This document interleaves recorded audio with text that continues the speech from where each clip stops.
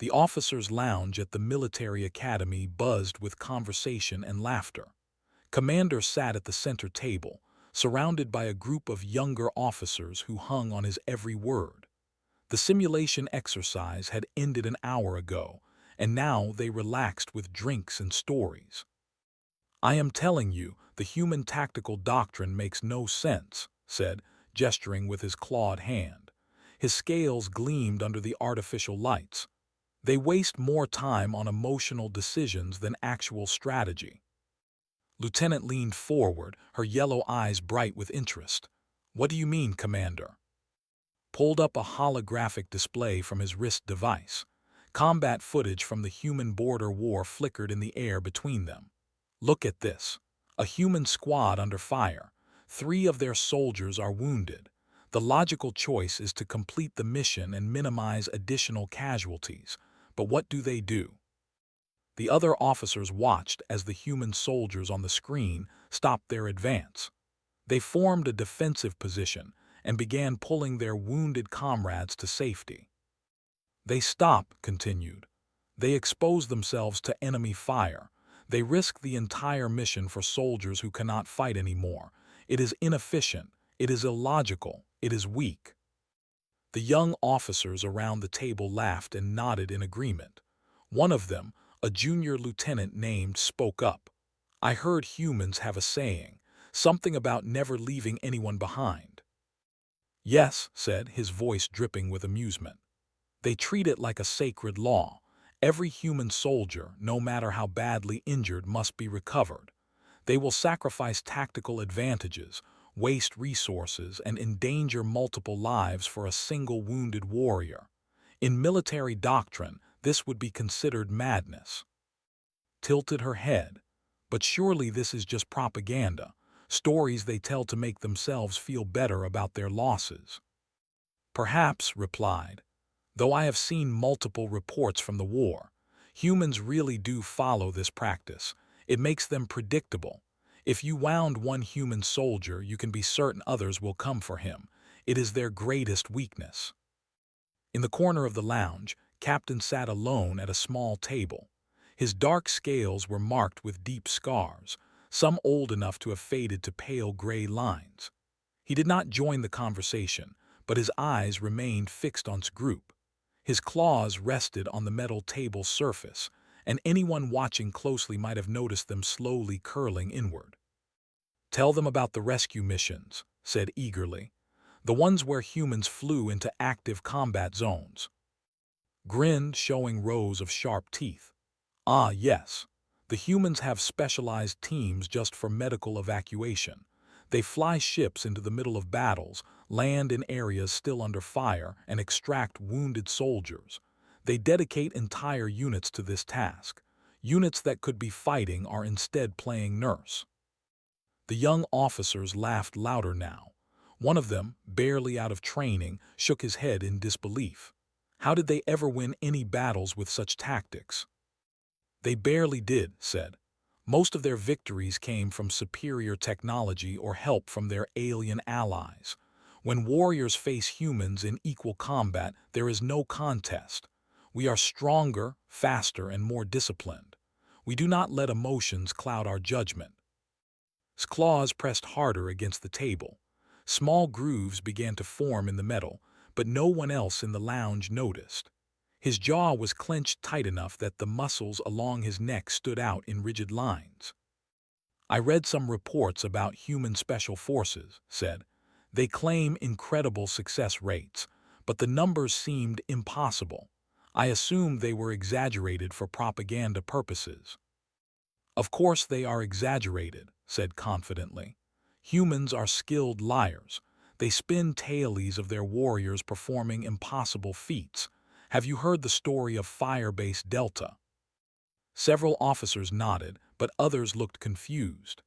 Eyes lit up with the chance to tell the tale. According to human records, 12 of their soldiers held a communications outpost against 300 warriors for 14 hours, 12 against 300, and the humans claim all 12 survived until reinforcements arrived. "That is impossible," said flatly. "Exactly," agreed. The mathematics alone prove it is false.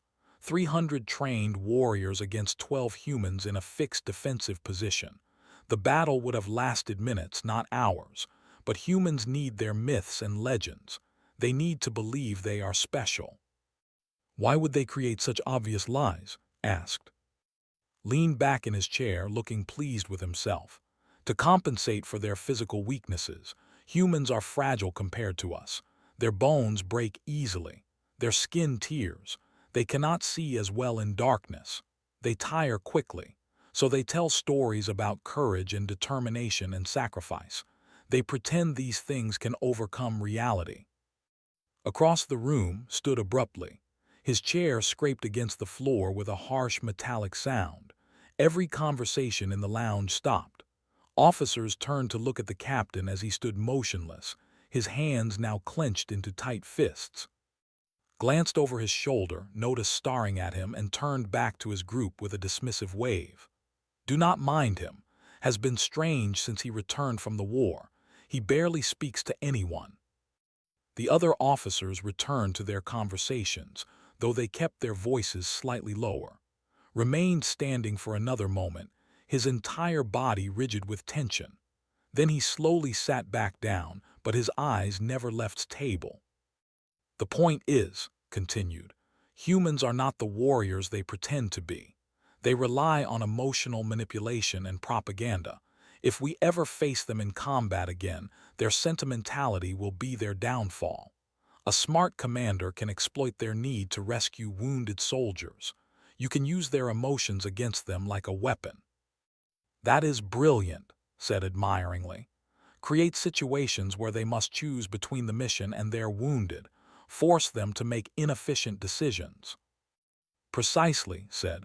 While warriors focus on victory, humans focus on feelings. This is why we are superior. This is why any future conflict will end the same way. Triumph through logic and strength. Humans fail because they care too much. The young officers raised their drinks in agreement. They toasted to superiority and laughed at human foolishness. None of them noticed as quietly stood again and left the lounge. His footsteps were silent despite his size, and the door closed behind him without a sound. Continued talking late into the evening. He analyzed more combat footage, pointed out human tactical errors, and explained how he would defeat human forces if given the chance. His audience remained captivated, eager to learn from someone they considered brilliant. In the hallway outside, walked slowly toward his quarters. His hands trembled slightly, and his breathing came in controlled, measured cycles. Behind his eyes, memories flickered like the combat footage had displayed. But these memories were not from observation or study. They were visceral and immediate and painted in blood. 14 hours, 300 warriors, 12 humans. Remembered every minute of those 14 hours. He remembered every tactical decision, every assault wave, every warrior who fell to precise human fire. He remembered the moment he finally breached the human defenses and came face to face with soldiers who refused to surrender despite impossible odds. Most of all, he remembered learning that everything he had believed about strength and weakness was wrong.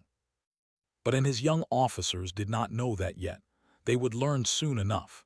Was certain of that. The next morning, Commander arrived early to the Academy's tactical center. He felt energized after the previous evening's discussion. Several other officers had approached him after the gathering, praising his analysis of human military weaknesses. The attention pleased him greatly. Lieutenant met him in the corridor outside the tactical center. She carried a data pad and looked excited. Commander, I stayed up late studying the human combat records you mentioned. I found some interesting patterns. Oh, said, gesturing for her to continue as they walked. Human forces always respond the same way to wounded soldiers, explained. The timing is predictable. Within 2 to 3 minutes of a casualty, they establish a defensive perimeter. Within 5 minutes, they begin extraction procedures. If the wounded cannot be moved immediately, they fortify the position and call for support. Nodded thoughtfully. Predictable behavior is exploitable behavior. This confirms what I said yesterday. A competent commander could use this pattern to create tactical traps. They entered the tactical center, where several senior officers were already gathered around the central display table. Admiral stood at the head of the table, his aged scales bearing the marks of decades of service. He looked up as and entered. "Good morning, Commander," Admiral said. His voice was deep and measured. "I trust you enjoyed your discussion in the lounge yesterday." Felt a slight chill. The Admiral's tone suggested he had heard about the conversation. "Yes, Admiral, we were analyzing tactical data from the war." "I heard," said simply. He tapped the display table and a new image appeared. It showed a space station, sleek and modern, bearing both and human design elements. "The Council has approved a joint training program with human military forces. This station will serve as the neutral ground for exercises between our species." The officers around the table looked at each other with mixed expressions. Some seemed interested, others appeared skeptical. "The purpose of this program," Admiral continued, "is to build understanding and cooperation between our peoples. The war ended 5 years ago, but peace remains fragile. We must learn to work together if we are to maintain stability in this sector." Saw an opportunity, he stepped forward. "Admiral, if I may speak." Gestured permission. "This could be an excellent learning experience," said carefully. "Our younger officers have studied human tactics in theory, but few have any practical experience with human forces. A joint exercise would allow us to observe their methods directly." "That is true," agreed. His eyes, however, held a knowing look that could not quite interpret. "I would volunteer to lead a team," said, "along with any officers who wish to participate. We could demonstrate tactical superiority while also gathering valuable intelligence on current human military practices." Stepped forward as well. "I would also volunteer, Admiral. I believe this is an important opportunity." Other officers began volunteering. Within minutes, had assembled a group of 6 eager young warriors, all anxious to prove themselves against human soldiers. Admiral listened to each volunteer, his expression neutral. When they finished, he nodded slowly. "Very well. I will approve your team for the first exchange. However, I am adding one more member to your group." Before could respond, the door to the tactical center opened. Captain entered, moving with the quiet grace of a predator. His face showed no emotion as he approached the table. "Captain has requested to join this exercise as an observer," Admiral said. "Given his combat experience and knowledge of human tactics, I believe his presence will be valuable." Tried to hide his disappointment. He had not wanted the silent, brooding captain on his team. His presence would likely dampen the enthusiasm of the younger officers, but he could not object to the Admiral's decision without appearing disrespectful. "Of course, Admiral," said stiffly. "The captain's experience is always welcome." Said nothing. He simply took a position at the far end of the table, away from the others. Admiral brought up more details about the training program. The exercise would last 1 week. Both teams would participate in various scenarios, including combat simulations, rescue operations, and tactical planning sessions. The humans were sending a special forces team with experience in joint operations. "I expect all of you to represent the military with honor," Admiral said, his gaze moving across each officer. "Remember that you are ambassadors as well as warriors. Your behavior will reflect on our entire people." The officers responded with formal acknowledgments. As the briefing continued, his mind was already working through strategies. He would show the humans that warriors were superior in every way. He would expose their tactical weaknesses, and he would prove that their sentimental approach to warfare made them inherently inferior. After the briefing ended, most of the officers filed out, talking excitedly among themselves. Remained behind, reviewing the station specifications on his data pad. He did not notice Admiral approach until the older warrior spoke. "Commander," the Admiral said quietly, "a word, please." Looked up startled. "Yes, Admiral." Studied him for a long moment. "You are a talented officer. Your tactical analysis is sharp, and your leadership skills are developing well, but you have never seen real combat." "No, Admiral," admitted. "The war ended before I completed advanced training." "Then let me give you some advice," said. His voice was gentle but firm. "Go to this station with an open mind. Listen more than you speak. Observe more than you judge. The humans are not what you think they are." Felt a flash of irritation but kept his expression neutral. "I have studied all available data on human military operations, Admiral. I believe I have an accurate understanding of their capabilities." "Data is not the same as experience," replied. "Captain has both. If I were you, I would pay attention to him during this exercise." "The captain barely speaks to anyone," said. "He has been distant since his return from the war."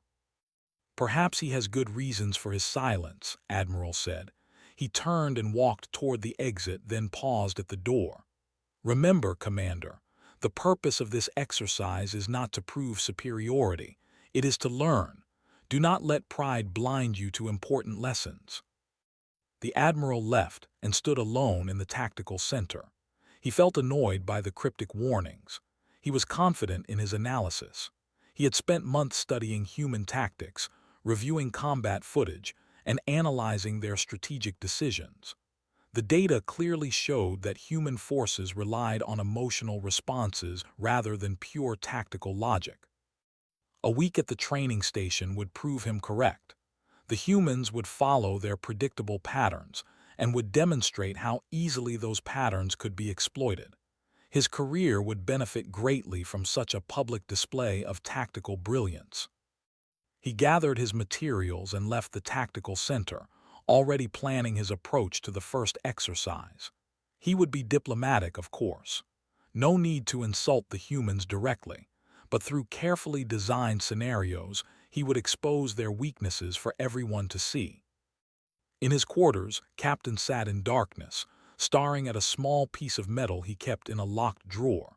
It was a human identification tag, recovered from the battlefield at Firebase Delta. The name stamped on it read CPLDANNY Wright. Had carried this tag for 5 years, though he had never told anyone why. He had tried to return it through official channels after the war, but learned that Danny Wright had survived and was still serving. The human military had offered to forward it, but had refused. Some things, he believed, needed to be returned in person. Perhaps this training exercise would finally give him that chance. And perhaps these young, arrogant officers would finally learn what he had learned in the blood and fire of Firebase Delta. That humans were far more dangerous than anyone believed, not because of their weapons or their technology, but because of the very thing that dismissed as weakness. Their refusal to abandon each other, their willingness to die for their comrades, their absolute certainty that every single life mattered. Closed his clawed hand around the identification tag. In 1 week, everything would change for and his team. They would meet humans not as data points or tactical problems, but as living warriors who had earned respect through blood and sacrifice. He hoped they would survive the experience with their pride intact, but he suspected they would not. The transport ship docked with the joint training station 3 days later. Commander led his team through the airlock, expecting to find humans waiting nervously in the reception area. Instead, they found an empty corridor with simple directional signs. "No greeting party," Lieutenant observed. "Perhaps they are intimidated." Nodded, pleased by the thought. He checked the directions and led his team toward the main briefing room. The station was clean and functional, split evenly between and human architectural styles. The temperature had been set to a neutral level that both species could tolerate comfortably. They reached the briefing room and entered. 4 humans in military uniforms stood on the far side of the room, talking quietly among themselves. They looked up as the team entered, and one of them stepped forward with a friendly smile. "Good morning," the human said. He was tall for his species, with short dark hair and calm brown eyes. "I'm Lieutenant Danny Wright. Welcome to the station." Studied the human carefully. Danny Wright wore his uniform without any visible weapons, which struck as odd. The human's relaxed posture suggested either confidence or foolishness. Was not yet sure which. "I am Commander," he replied formally. "Thank you for hosting us." Danny Wright gestured to the other humans. "This is Sergeant Lisa Morgan, our combat medic. Corporal Park handles communications and technical systems, and Private Jake Harrison is our team member." Each human nodded or waved as they were introduced. Lisa Morgan was shorter than the others, with red hair pulled back in a tight bun. Her green eyes seemed to take in every detail of the officers. Park was lean and wiry, with quick movements and an easy smile. Jake Harrison looked young and eager, his excitement barely contained. "Please sit down," Danny Wright said, gesturing to the chairs around the briefing table. "We should go over the training schedule." The officers sat on one side of the table while the humans took the opposite side. Captain sat at the end, slightly apart from both groups. His eyes moved between the humans and his fellow, but he said nothing. Danny Wright activated the holographic display. A three-dimensional map appeared, showing a rugged terrain with marked positions. The first exercise is a rescue operation. A soldier has been wounded in hostile territory. Mixed teams need to plan and execute an extraction under simulated enemy fire. "Mixed teams?" asked. "We were hopping to work together," Danny Wright explained. "Half human on each team. That's the point of the program, isn't it? Learning to coordinate with each other." Exchanged glances with. This was not what he had expected. He had assumed the teams would compete separately, allowing clear comparison of their different approaches, but he quickly adapted. "Of course, integration makes sense."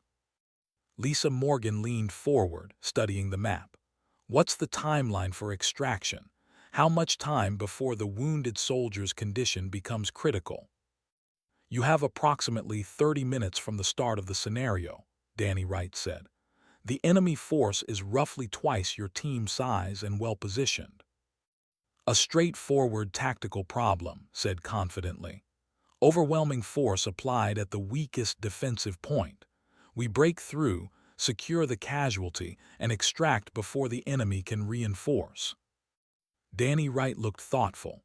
"That's one approach, though the direct assault might result in additional casualties." "Acceptable losses in exchange for mission success," replied. "That is standard doctrine." "Interesting," Danny Wright said, though his tone suggested he disagreed. "We prefer to minimize all casualties when possible. Even one loss is too many if it can be avoided." Almost laughed but caught himself. This was exactly the emotional thinking he had predicted. "A noble sentiment, Lieutenant, but sometimes sacrifice is necessary for victory." "Sometimes," Danny Wright agreed quietly, "but not always. There's usually another way if you look hard enough." Park spoke up, his voice cheerful. "You know, we had a situation kind of like this scenario a few years back. Firebase Delta, out on the frontier. Small team, surrounded by overwhelming force, had to hold out until extraction arrived." Scales prickled. "I have heard of that incident. According to reports, 12 humans held off 300 attackers, an obviously exaggerated story." Jake Harrison's friendly expression vanished. "My uncle was there. It's not exaggerated." "Your uncle," said skeptically. "How convenient that you have a personal connection to such an unlikely tale." "Easy, Jake," Lisa Morgan said softly, putting a hand on the young soldier's arm. Jake Harrison's jaw was clenched tight, but he nodded and sat back. Danny Wright's expression remained neutral, but something changed in his eyes, a hardness that had not been there before. "The battle at Firebase Delta is well documented by both sides. Every detail has been." Perhaps, said dismissively, though propaganda often appears in official records. In any case, we should focus on the current exercise rather than past battles. He noticed Captain Shift in his seat. The captain's claws dug slightly into the armrest of his chair, but he remained silent. Danny Wright stood. You're right. Let's focus on the present. We'll run the scenario in 2 hours. That gives both teams time to prepare. I suggest we use that time to learn about each other's tactical approaches. The meeting broke up, and the officers began to mingle. Notice that his team stayed mostly together, while the humans moved easily between both groups. Lisa Morgan approached and began discussing medical protocols. Park started showing one of the younger officers the station's communication systems. Jake Harrison walked over to where Captain sat alone. The young human seemed nervous but determined. Captain, I wanted to apologize if I was rude earlier.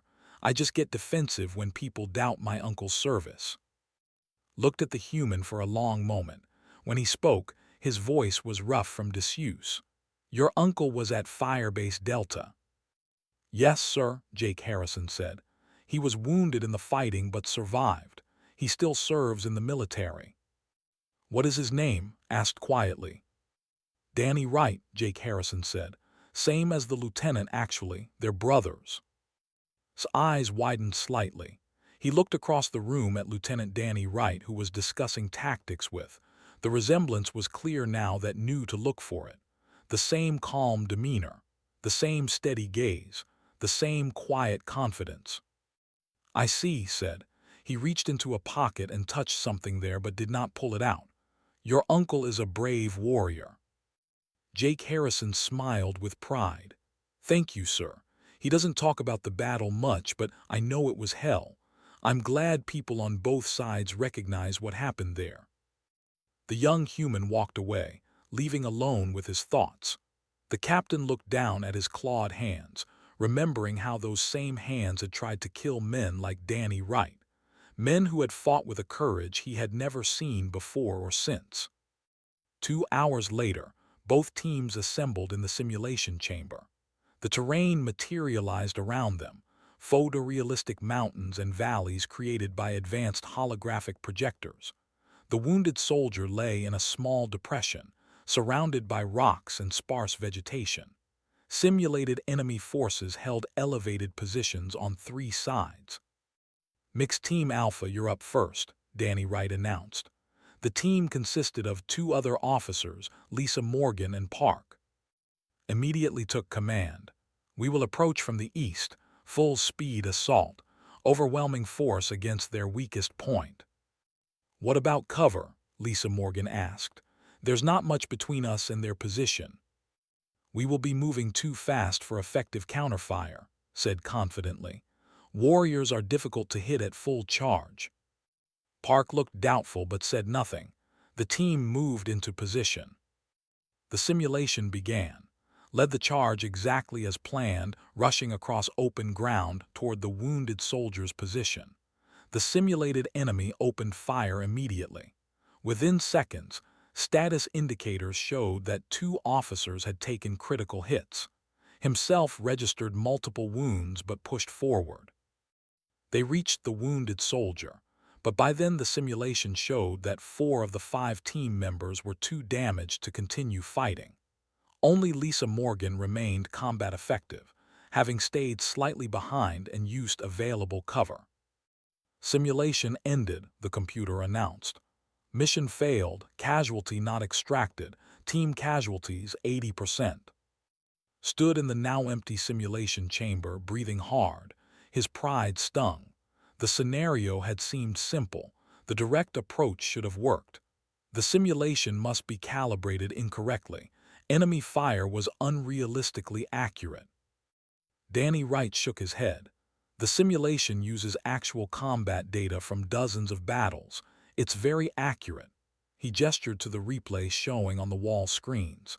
You moved across open ground without cover. You gave the enemy clear shots at predictable targets. Your speed made you harder to hit, but not hard enough. Wanted to argue but could not deny the evidence. He had failed, and badly. "Let us try," Danny Wright said. His team moved into position with and two other officers. The simulation reset. This time the approach was completely different. The team moved slowly and carefully, using every bit of available cover.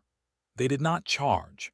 Instead, they advanced in stages, with some team members providing suppressing fire while others moved forward. When enemy fire became too intense, they stopped and waited. Park used a small drone to scout enemy positions. Lisa Morgan identified the best route to the wounded soldier based on terrain analysis. The final advance took 12 minutes instead of 2, but when they reached the wounded soldier, the entire team was still combat effective. They extracted the casualty under covering fire and successfully. "Simulation complete," the computer announced. "Mission success. Team casualties 0%. Stared at the results in disbelief. The humans had succeeded where his direct assault had failed. They had moved slower, taken longer, and appeared more cautious. Yet they had won. That evening, both teams gathered in the station's common area. The large room served as a shared space where personnel from both species could relax between training exercises. The atmosphere was meant to be casual, encouraging interaction and understanding. Sat with his fellow officers at one table. The simulation results still bothered him, though he had spent the afternoon developing explanations. The scenario had been designed to favor defensive tactics. The enemy positions had been unrealistically strong. The humans had simply been lucky. He said as much too, who listened with a thoughtful expression. "Perhaps, Commander, but their approach was methodical. They adapted to each obstacle instead of forcing through." "Overcautious," insisted. "In real combat, such slow movement gives enemies time to reinforce or flank. We simply need to adjust our tactics for the next scenario." Across the room, the human team sat together, talking and laughing. Jake Harrison was telling a story that made Lisa Morgan shake her head with amusement. Park listened while working on a small electronic device. Danny Wright sat slightly apart, reading something on a data pad, but he smiled at his team's conversation. Captain occupied a corner table by himself, as he had during the journey to the station. He watched both groups with his face expressionless. A drink sat untouched in front of him. As the evening progressed, some of the younger officers began to relax. One of them approached the human table hesitantly. "May I ask about your medical training?" he asked Lisa Morgan. "The way you analyzed terrain for casualty extraction was impressive." Lisa Morgan's face lit up. "Of course. We trained for 12 months specifically on combat medicine and evacuation procedures. Every scenario includes wounded personnel because that's our primary mission. We don't just patch people up, we get them out alive." Sat down, and soon other officers joined the conversation. The barrier between the two groups began to erode. Stories were exchanged. Technical details were debated. Even eventually moved to the mixed group, asking questions about human tactical doctrine. Remained at his original table, feeling increasingly isolated. He watched his team interact with the humans and felt like he was losing control of the situation. These officers were supposed to be demonstrating superiority, not learning from humans like eager students. He stood and walked to the mixed group, determined to reassert his position. He arrived just as Jake Harrison was speaking. "My uncle keeps most of his medals in a drawer," Jake said. "He doesn't like talking about the war, but I know Firebase Delta earned him the highest honors. All 12 of them received commendations." Could not stop himself. "The Firebase Delta story is propaganda. I have studied the tactical reports. 12 soldiers cannot hold against 300 for 14 hours. The numbers do not work." The room went quiet. Jake Harrison stood up slowly, his face flushed with anger. "Are you calling my uncle a liar?" "I am saying the story has been exaggerated," replied, trying to sound reasonable. "Perhaps there were more defenders than reported. Perhaps the attacking force was smaller.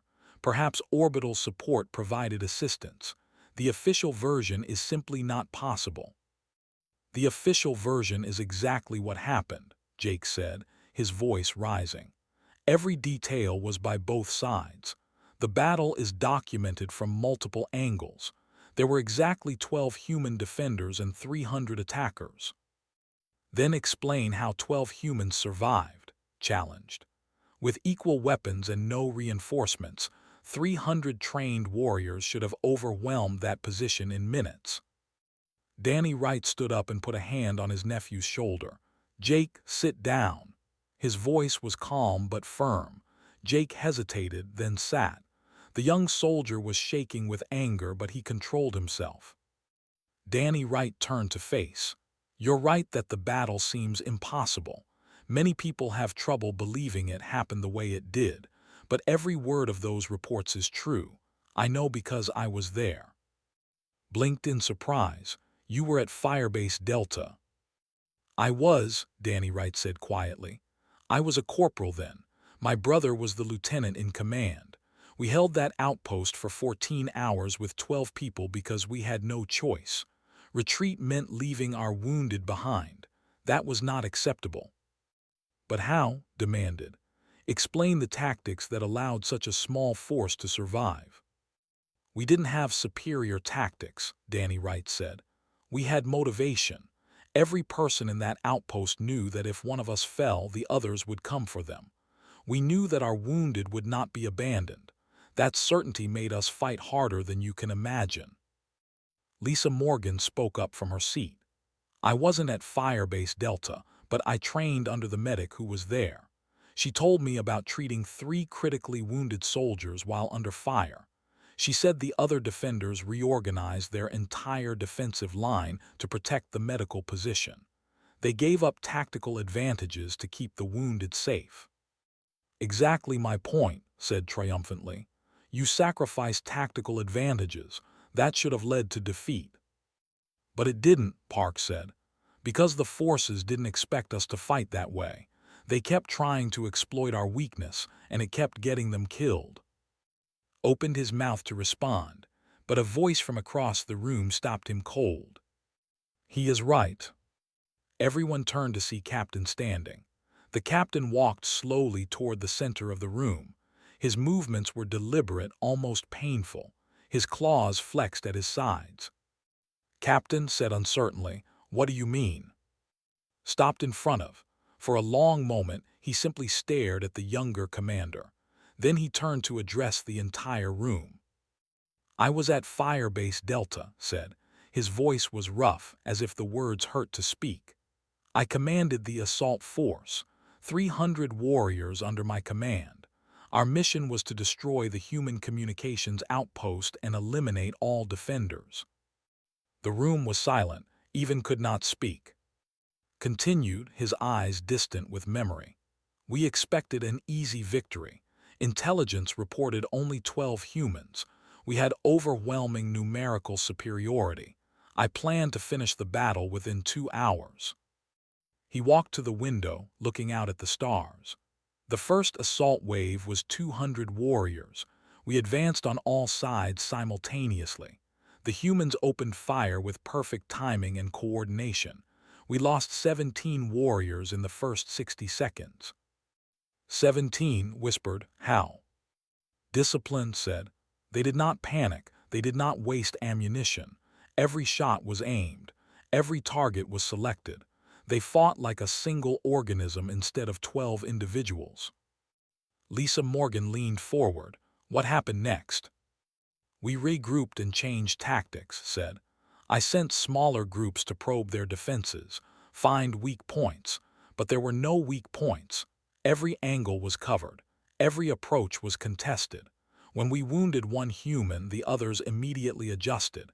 They protected their wounded while maintaining defensive fire." He turned back to face the group. His face showed pain that had nothing to do with physical injury. "After 4 hours, we had lost 30 warriors. I called for the second full assault. We committed everything: close combat, overwhelming force. We reached their outer defenses." And asked quietly, "We found 3 wounded humans being treated behind the lines," said. "One had lost a leg, another could barely breathe, the third was unconscious, but 8 humans still fought at the perimeter. They had reorganized to protect their wounded. They gave up the strongest defensive positions to keep their medical area safe." Shook his head. "That makes no tactical sense." "It makes perfect sense if you understand humans," said. His voice grew stronger, more intense. "Those 8 warriors knew their wounded comrades were being cared for. They knew that if they fell, others would protect them. That knowledge made them fight with absolute certainty and zero fear. They were not worried about being abandoned. They only worried about protecting each other." Danny Wright spoke softly. "I was one of those 8. Looked at him and nodded. "I know, I remember your face. You were firing from behind an overturned equipment crate. You took 3 direct hits but stayed in position." "I couldn't leave," Danny Wright said simply. "My brother was one of the wounded. Lisa's mentor was treating him. I had to keep them safe." Closed his eyes. "We fought for 10 more hours. Every assault failed. We adapted our tactics. We used every trick we knew. Nothing worked. The humans anticipated everything. They never broke formation. They never abandoned their wounded. By the time your reinforcements arrived, we had lost 47 warriors. 47 good soldiers dead because I did not understand what I was fighting." "What were you fighting?" asked. Opened his eyes and looked directly at her. "Not tactics, not weapons, not superior technology. I was fighting against something we do not have in military doctrine. I was fighting against warriors who valued each other more than victory, who would rather die together than survive alone, who fought not for conquest or glory but for the soldier standing next to them." He reached into his pocket and pulled out a small metal object. He held it up. It was a human identification tag, worn and scratched. "When your reinforcements arrived, I was wounded in the final exchange. I was prepared to die. Instead, a human medic saved my life." Lisa Morgan gasped. "Sergeant Carroll, that was my mentor." "Yes," said. "She treated my wounds while her own people were dying. She used medical supplies on me instead of saving them for humans. When I asked why, she said that every life matters, even an enemy's life." He walked over to Danny Wright and held out the identification tag. "This belonged to you. I took it from the battlefield 5 years ago. I should have returned it sooner." Danny Wright took the tag with shaking hands. He stared at it for a long moment, then looked up at. "You kept this for 5 years." "I needed to remember," said. "I needed to remember what I learned at Firebase Delta. That strength is not just physical power. That victory is not always measured in casualties inflicted. That the warriors I respected least were actually the warriors I should have feared most." He turned to face. "So yes, Commander, the Firebase Delta reports are completely accurate. 12 humans held that position for 14 hours. They did the impossible because they believed in something stronger than tactical doctrine." Stood frozen, unable to respond. Everything he had believed, everything he had studied felt suddenly uncertain. The common area remained silent for several heartbeats. Captain's words hung in the air like smoke from a battlefield. Commander stood motionless, his mind racing through everything he had said about humans over the past weeks. All his confident analysis, all his mockery, all his assumptions about weakness and inefficiency. All of it wrong. Danny Wright turned the identification tag over in his hands, running his thumb across the worn metal. "Thank you for keeping this safe, Captain. It means more than you know." Nodded stiffly. He looked exhausted, as if telling the story had drained something vital from him. "I have carried the weight of that battle for 5 years. 47 warriors died because I underestimated human resolve. I will carry their memories until I die." "The battle was not your fault," Danny Wright said quietly. "You were following orders. You fought with honor." "Honor?" Voice turned bitter. "I led soldiers to their deaths based on arrogance. I assumed victory because we had numbers and strength. I never considered that courage and determination could overcome both. Lisa Morgan stood and approached the captain. Captain, my mentor spoke about you. She said you were the reason she became an instructor. She told me that if a warrior could learn to value life over victory, then she had an obligation to teach that value to others. Looked at the human medic with surprise. She spoke of me. Often, Lisa said. She said you were one of the bravest soldiers she ever met because you admitted you were wrong. She said that takes more courage than any battle. Jake Harrison had been quiet since his uncle calmed him down.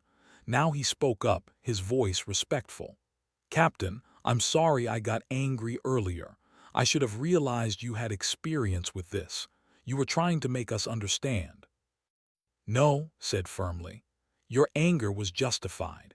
Commander was insulting the sacrifice of warriors who earned their honor through blood. I should have spoken sooner.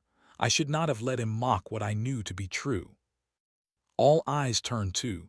The young commander felt the weight of their stares. His pride warred with his growing understanding. Finally, he spoke. I was wrong about everything. The admission came hard, but once started, the words flowed easier. I studied data without understanding context. I analyzed tactics without considering motivation. I assumed that physical strength and numbers guaranteed victory, but I have never faced combat. I have never had to trust my life to the warrior beside me. I spoke with confidence about things I did not understand. He looked at Danny Wright. Lieutenant, I apologize for my disrespect. You and your soldiers earned honor that I have not. I should have listened instead of lecturing. Danny Wright extended his hand. Apology accepted, Commander. We all have things to learn from each other. Shook the offered hand, feeling the human's firm grip. I would like to learn from you, if you are willing to teach. That's why we're here, Danny Wright said with a slight smile.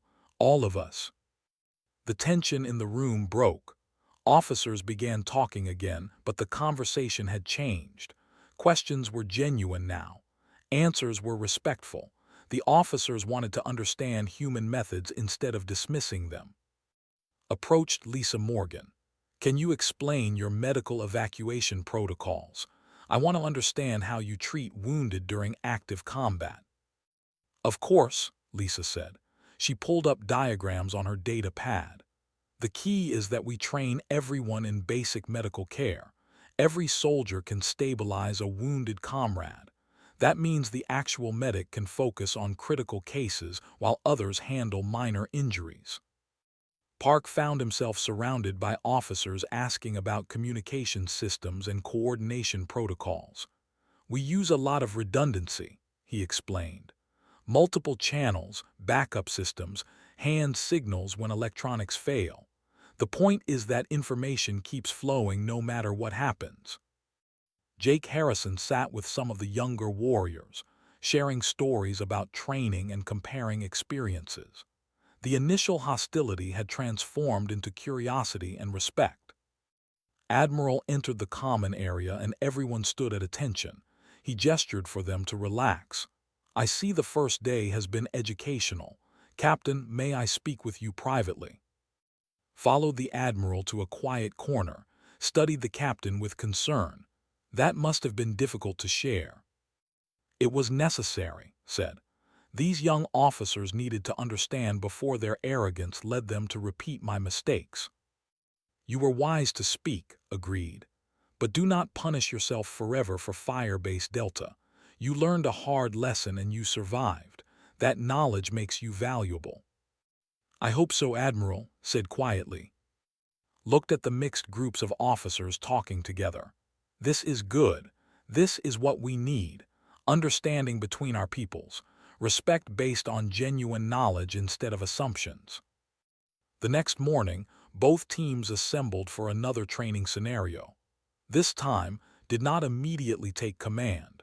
Instead, he asked Danny Wright to explain his approach to tactical planning. We start with objectives, Danny said, pulling up a map. But we also identify constraints. What can we not afford to lose? What must we protect? And personnel are always on that list, said, understanding dawning. Always, Danny confirmed. Every soldier has skills, experience, and value. Losing them means losing future capability. So we plan operations that accomplish the mission while preserving our people. Even if that takes longer, asked. Even if it takes longer, Lisa Morgan confirmed. A mission that takes 12 hours with 0 casualties is better than a mission that takes 2 hours with heavy losses. We measure success differently than you do. The training scenario began. This time, and Danny Wright planned together. They combined direct assault tactics with human careful coordination. The result was faster than the pure human approach, but safer than the pure method. The simulated mission succeeded with only minor casualties. Both teams looked pleased. Interesting, said thoughtfully. By combining our strengths, we achieve better results than either approach alone. That's the whole point of this program, Danny Wright said. We're not competing, we're learning to complement each other. Over the following days, the training continued. Scenarios became more complex. Situations required both teams to work together seamlessly. Slowly, the divisions between and human began to disappear. Found himself genuinely respecting the humans. Their dedication to protecting each other was not weakness. It was a different kind of strength, one that made them more effective as a unit because every member trusted the others absolutely. Captain began speaking more often. He shared insights from his combat experience. He taught both and human officers about what worked and what failed in actual battle. The younger warriors listened with rapt attention. One evening, Danny Wright found alone in the observation deck. The captain stared out at the stars, lost in thought. "May I join you?" Danny asked. "Please," said. They stood in comfortable silence for a moment. Then Danny spoke. "My brother still remembers you. He said you fought with incredible courage that day. He told me that if the commanders had been less honorable, they could have simply bombed the outpost from orbit. But you came to fight face to face instead." "We thought it would be a quick battle," said. "Pride made us choose the harder path, but perhaps that pride saved lives. Orbital bombardment would have killed everyone." "Everything worked out the way it needed to," Danny said. "We both survived. We both learned. Now we can share those lessons with others." "Your brother," said hesitantly, "does he still serve?" "He does. He's a captain now, commands his own company." "I would like to meet him," said. "If that would be acceptable, I wish to apologize for my part in the battle." Danny smiled. "I think he'd like that. He carries no hatred for the forces. He understood you were soldiers following orders, just as we were." "Perhaps," said, "but I should have questioned those orders. I should have sought peaceful options before attacking." "We can't change the past," Danny said gently. "We can only shape the future. Right now, you're helping create understanding between our peoples. That matters more than dwelling on old battles." Nodded slowly. "Thank you, Lieutenant." The final day of training arrived. Both teams assembled for a complex scenario that required perfect coordination. Mixed units of and human soldiers worked together smoothly. Commands were given and followed regardless of species. Medical evacuations were conducted with warriors protecting human medics and vice versa. The mission succeeded flawlessly. Admiral arrived for the final debriefing. He looked pleased. "I have received excellent reports from the training observers. Both teams have exceeded expectations. Commander, your adaptability has been noted. Captain, your mentorship has been invaluable. Lieutenant Wright, your team's professionalism has set a high standard." He paused, looking at all the assembled officers. "This is just the beginning. The Council has approved expansion of this program. More teams will train together. More officers will learn to work across species lines. You are the pioneers of a new era of cooperation." The officers stood proud, and human side by side. After the formal dismissal, approached Danny Wright one final time. "Lieutenant, I want you to know that this week has changed my understanding of warfare and leadership. When I return to the academy, I will teach others what I learned here." "Good," Danny said, shaking his hand. "And Commander, if you ever want to discuss tactics or compare notes, feel free to contact me. We have a lot to learn from each other." Smiled, showing his sharp teeth in what he hoped was a friendly expression. "I would like that very much." As the team prepared to depart, stood with Danny Wright watching them go. "They are good officers," said. "They learned quickly once they opened their minds." "So did you," Danny said, 5 years ago. Nodded.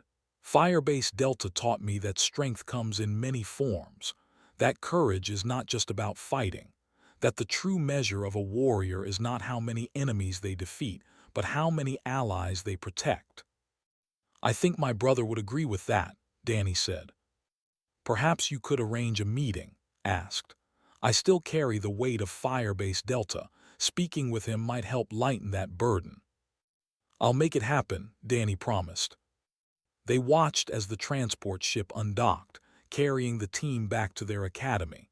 Inside that ship, young officers discussed everything they had learned. They talked about human tactics, human courage, and human loyalty. They talked about how assumptions could be wrong and how understanding required an open mind. Commander sat quietly, thinking about the stories he would tell when he returned. Not stories of superiority, but stories of mutual respect earned through shared experience. He thought about Captain carrying an identification tag for 5 years. He thought about 12 humans fighting for 14 hours to protect each other. He understood now why they had survived, and he understood why that survival was not weakness, but the form of strength. The lesson of Firebase Delta was simple: soldiers who trust each other completely, who know they will never be abandoned, who fight not for conquest but for the comrade beside them. Those soldiers are unbeatable, not because of weapons or tactics or physical power, but because they possess something no amount of training can teach. They possess certainty in each other, and that certainty makes them unstoppable.